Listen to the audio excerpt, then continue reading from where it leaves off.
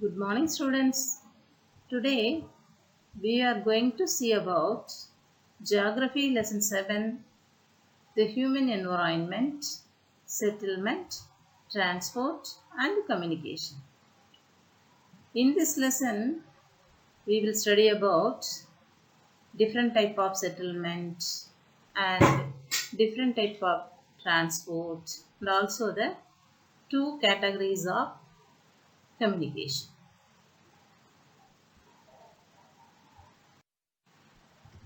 First, we will discuss about early nomads. Early humans were nomads. Yes, we are very well known about that, isn't it? Okay, but they did not live permanently in one place.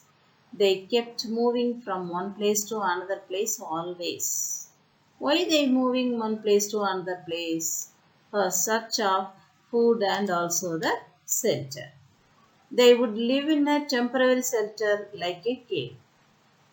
They traveled on foot and communicating by means of speech, sign like a pictures.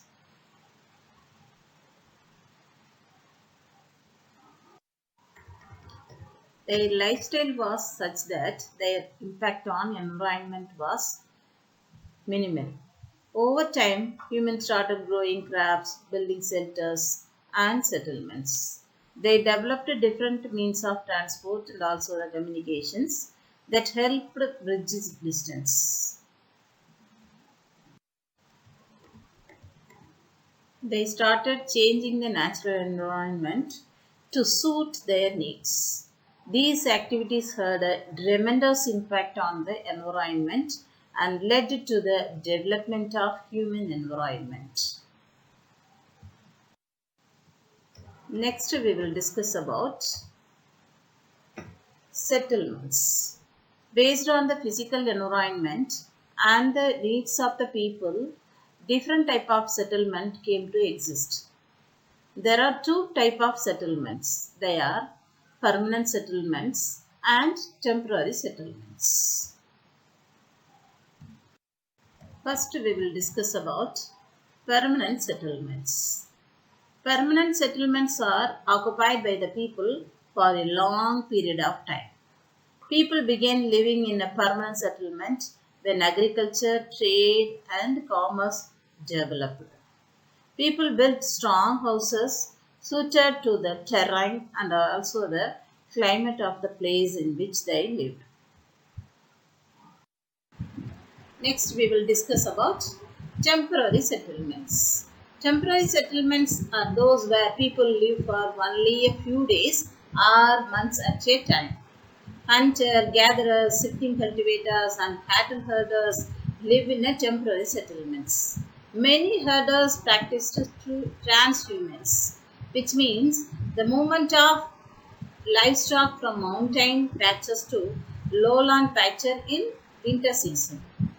At the same time, uh, from the lowland patches to mountain patches in summer season.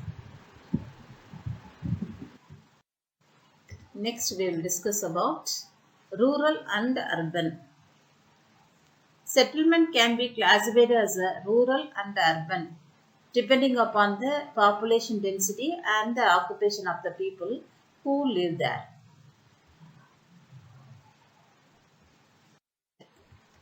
Next, we will see about rural settlements. Rural settlements have a low population density. The people mainly practiced primary activities like agriculture, lumbering, hunting, and also fishing. The houses are usually built of locally available material like mud, wood, stone. Next, we will discuss about urban settlements. Urban settlements like towns, cities, and metros have a high population density. In urban area, secondary activities like manufacturing and trade, and also the tertiary activities like services are the main occupations. Buildings are built with bricks and also the cements. Urban settlements are well equipped with the civic amenities, which refers convenience like electricity, water supply, sanitation, and also the public transport. Clustered and scattered. Settlements can also be categorized according to the distribution of the houses. When houses are built close together, it is known as a clustered or nucleated settlements. Clustered is common in urban areas and in the plains, where the population density is high and infrastructure is well developed. A scattered settlement is one where the houses are built far away. Such settlements are common in mountain areas and also the rural areas. Now we will discuss about transport. Transport is the movement of people or goods from one place to another. Today, there are many different means of transport available to us. They have shrunk distance between the places. Here, the shrunk refers make us smaller in size. In olden days, a journey that used to take few days or even months to complete. But now a journey completed within a few hours. The development of transport network is closely related to the economic development of region. With better connectivity, accessibility improves, lead to the better opportunity for trade and also the commerce. The four main form of transport are roadways, railways, waterways, and airways. Next, we will discuss about roadways. Roads are one of the most common mode of transport, especially for short distance. Roads connect different part of city, state, or country. Roads can be of two types. They are metalled or pakka roads and unmetalled or kacha roads. Metal roads are found mainly towns and cities. At the same time, unmetalled roads are usually found in villages. Today, India has one of the largest road network in the world in the Golden Quadrilateral, which connect Chennai, Kolkata, Delhi, and Mumbai. It also connect important cities like Ahmedabad, Jaipur, Surat, Kanpur, Pune, Bangalore, and Vijayawada. Uses and advantage of road transport. The investment in infrastructure of road transport is very less compared to the other transport like rail, air transport. Road transport enables door-to-door delivery of goods, services, and the people. Road transport connects even the smallest village and the remote part of the country which are not connected by the rail, air, or water. Next, we will discuss about railways. Railways are the preferable mode of transport for long distance travel and for the transport of heavy and bulky goods within a country. Railways are usually cheaper, faster for long distance travel.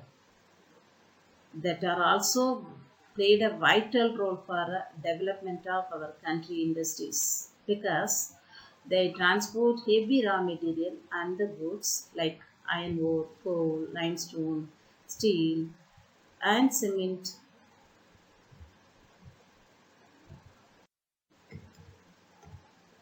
It is difficult and expensive to lay rail track in mountain areas and also sandy deserts. Railways also don't enable door-to-door delivery of goods and the people.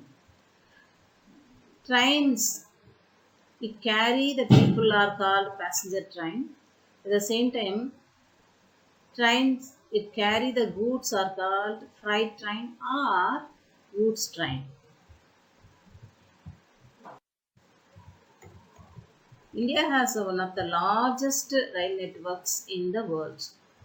For many people in India, rails are the most viable, which means usable, of long distance of transport. Next, we will discuss about waterways. Waterway was one of the earliest mode of transport for long distance travel. Throughout the history, humans have traveled on raft, boat, then ship for fishing, transport, trade, and also exploration. Waterways are also one of the cheapest mode of transport for carrying heavy goods between countries or continents. Goods like oil, food, grains, heavy machineries, and iron ore are usually carried by the ships. There are two type of waterways. They are inland waterways and marine waterways. Inland waterways like all rivers, canals, backwaters, creeks that are navigable. Some important inland waterway system including the Great Lake in North America, the River Danube and Rhine in Europe and the River Nile in Africa. In India, the Ganga Brahmaputra river system and the Godavari and the Krishna and backwater of Kerala are important inland waterways. Oceans and seas are used for transporting people and goods between the countries are called marine waterways. Waterways connect ports across the world and help in international trade. Ports of world are Shanghai, Singapore, Hong Kong, New York, Kolkata, and Chennai. Some important marine routes are the Mediterranean Indian Ocean route and the North Atlantic Sea route and the Southern Pacific Sea route. The artificially created Suez Canal and Panama Canal have changed the nature of world and trade significantly. Now we will discuss about air transport. Air transport is the fastest means of transport and also it is very expensive. It is used for the transport of passenger as well as the cargo. Cargo here refers goods. Air transport is extremely useful in area like forest area and also the mountain region. Whereas the construction of roadways and railways is difficult or not possible because of the terrain. Some of the important air transport of the world including New York, Paris, Beijing, Cairo, Tokyo, Singapore, London, Frankfurt, Delhi and Mumbai. Commercial space travel is an exciting new trend in air transport. Private companies and government agencies like NASA are planning to introduce suborbital reusable vehicle that will allow the people to travel into the space. Next, we will move to communications. Another important aspect of the human environment is communication. Communication is how we convey the message, including the information, our thoughts, ideas, or feelings to others. Communication can be divided into two types: personal communication and also the mass communication. First, we will discuss about personal communications. Personal communications involve the exchange of message between two people. Telephone, the postal service, mobile phone, smartphone, the internet are the sum of the personal communications. Next, we will discuss about mass communications. Mass communications is the communication with a large group of people at the same time. The means by which this happens is called mass media. Example, radio, newspaper, television, so on.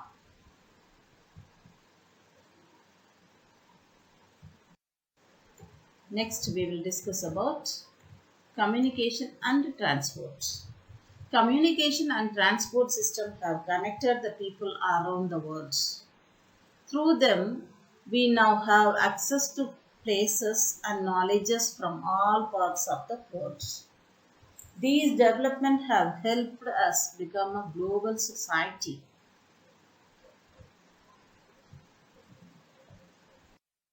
Okay, thank you, students.